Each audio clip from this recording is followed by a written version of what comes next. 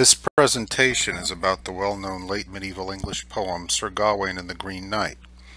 There is much to admire about this poem, most especially the idealized chivalric world of feasting, courtliness, and the keeping of oaths and pledges of loyalty.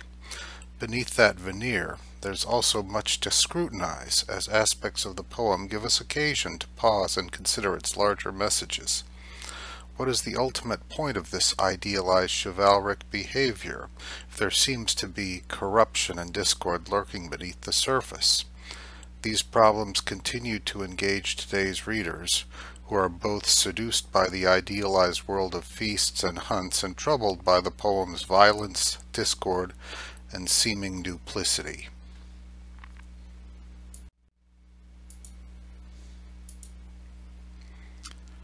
The poem's main antagonist is, of course, the Green Knight himself, whose untimely entrance interrupts the holiday feasting of Arthur's court and casts a pall over its courtly celebrations.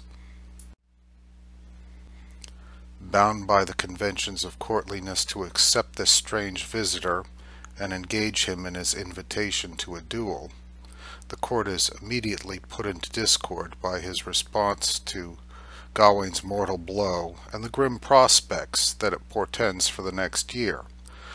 The knight's size and his overwhelming greenness mark him in many possible ways: as a link to a pre-Christian pagan tradition, as a representative of an earlier Celtic folklore, and as an embodiment of the natural world standing at odds with the cultured courtliness of Arthurian society, and as a potentially demonic influence.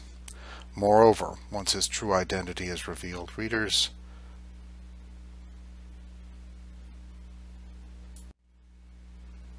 are led to wonder about the character and fairness of his testing of Gawain.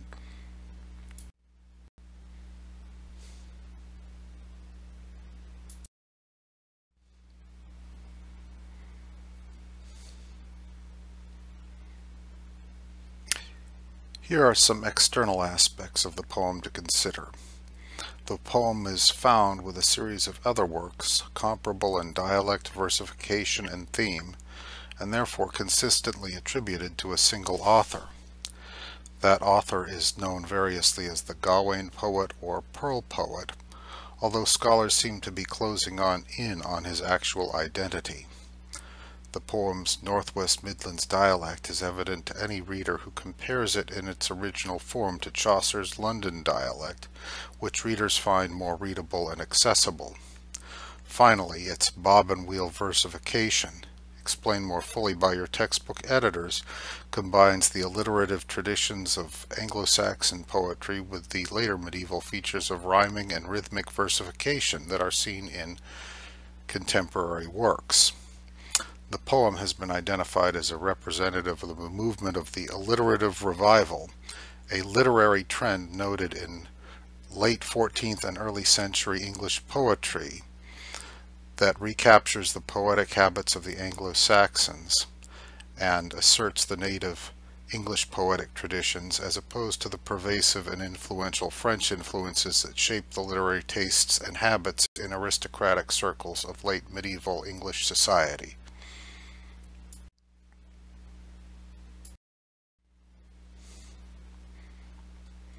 As you make your way through this most engaging poem, it is important to be aware of select themes that enhance its complicated range of meanings. For propagandistic purposes, it was important to most medieval writers to establish the legitimacy of noble and aristocratic lineages by tracing them back in often strained and fictionalized ways to an ancient and glorious Roman past. Likewise, the codes of aristocratic chivalry were established through the ennobling displays of hospitality, eloquence, loyalty, oath-keeping, and courtliness. The nuanced codes of courtly love likewise made illicit romantic affairs into ennobling exercises in self-denial and grace.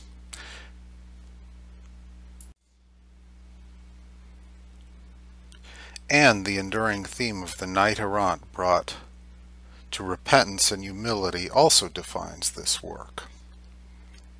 Finally, the elusive presence of the dark arts brings ominous notes to this idealized chivalric world, and collectively these themes serve to link this poem to other well-known motifs within the Arthurian corpus.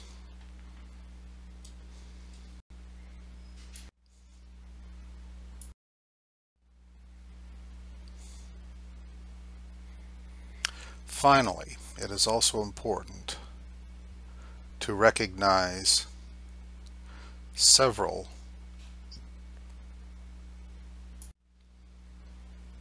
noteworthy tensions and contradictions within the poem, ideas or values seemingly at odds with one another.